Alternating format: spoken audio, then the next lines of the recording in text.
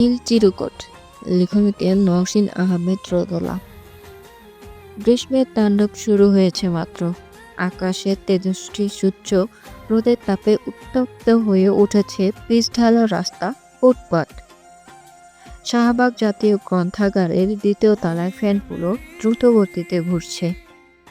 চারিপাশে পিনপতন নীরবতা।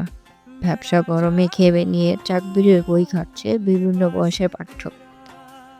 গ্রন্থাগারের একদম কোণার দিকে বিরক্তি ভঙ্গিতে বসে আছে নীরা। সামনে রাখা বইয়ের এক ধাপ উল্টে পাল্টে দেখে নিয়ে ফিসফিস করে বলল, তুই কি তোর পাগলামোটা বন্ধ করবি না নমু? এভাবে আর কতদিন? সহ্যের একটা সীমা থাকা উচিত। তোর কি বিরক্ত লাগে না? নম্রতা জবাব দেয় না। সামনে থাকা চিরপরিচিত ফিলোসফিয়ার বইটি আবারও উল্টে পাল্টে দেখে বইয়ের মলাটের নিচের দিকটায় তীক্ষ্ণ দৃষ্টিতে তাকিয়ে থাকে। নীরা এবার চেঁচিয়ে উঠে বলল, আর কতবার দেখবি এই বই?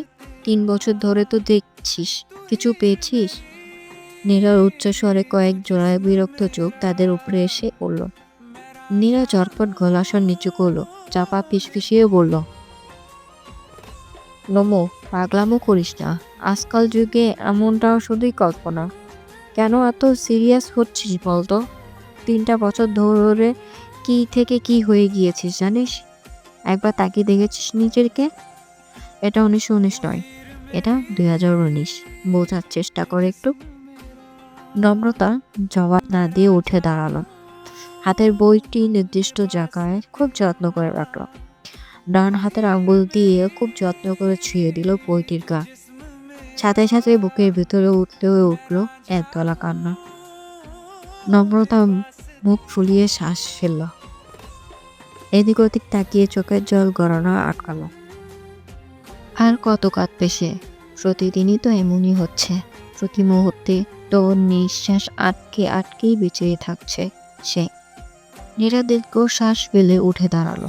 নম্রতার কাঁধে আলতো স্পর্শ করে বলল, ক্লাসের টাইম হয়ে গিয়েছে দোস্ত, এবার চল।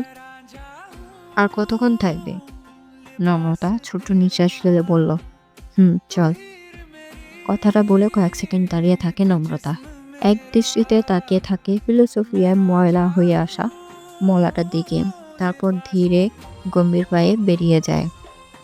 নীরা খানিক অসহায় দৃষ্টিতে তাকিয়ে থাকে। ছোট্টবেলার উচ্ছল বান্ধবীর এমন বদলে যাওয়া দেখে বুকের ভেতর চিনচিন ব্যথা করে ওঠে। মনে সেই অজ্ঞাত পুরুষটির প্রতি ভয়ানক রাগে ফুঁসে ওঠে। পরমুহূর্তে নিভে যায়। কে জানে আদৌ সে পুরুষ নাকি মহিলা।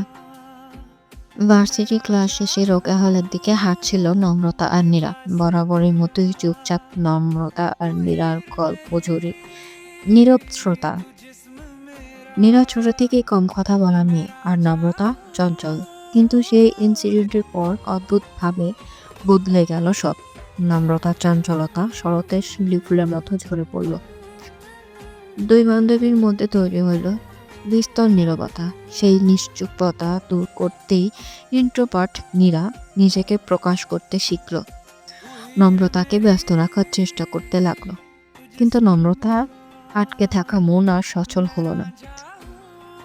হাজারো ব্যস্ততার আর হাসি মজার মাঝেও এক চিলতে উদাসীনতা তার চোখে মুখে জুয়ো বসত গেড়ে বসল। সেই দৃঢ় বসিতকে নাড়িয়ে দেওয়ার ক্ষমতা কি নীরার আছে? রোকেয়া হলের প্রধান ফটকের কাছে আসতেই হঠাৎ দাঁড়িয়ে পড়ল নম্রতা। নীরা নম্রতার থেকে কয়েক পা এগিয়ে গিয়েছিল। পিছন ফিরে ভ্রু কুঁচকে বলল, কিরে দাঁড়িয়ে পড়লি যে, কি হয়েছে? নম্রতা জবাব না দিয়ে ফটকের পাশে দাঁড়িয়ে থাকা মেয়েটির হাতের দিকে তাকিয়ে রইল। মেয়েটির হাতে 10-12টা পাতলা নীল রঙের কাগজ রোল করে ধরে রেখেছে হাতে। নীরার জবাব না পেয়ে নম্রতার দৃষ্টি অনুসরণ করে মেয়েটির দিকে হাতের দিকে তাকালো। তারপর নরম কণ্ঠে ডাকলো, নমু। নম্রতা ছোট্ট নিঃশ্বাস ফেলে তাকালো, হাসার চেষ্টা করে বলল, কিছু না, চল। নীরা দীর্ঘশ্বাস গোপন করে মাথা নাড়ালো। নম্রতার গোপন রাখা অশ্রুগুলো যে বেহার মতো ঝরবে তা বেশ বুঝতে পারছে নীরা। এমনটাই তো দেখে আসছে দিনের পর দিন। ২-১ সপ্তাহ ঠিকঠাক যায়, তারপর আবার শুরু হয়। নম্রতা ধুকে, ধুকে কান্না। আচ্ছা, এত বড় মেয়ে কি এত আবেগ সাজে?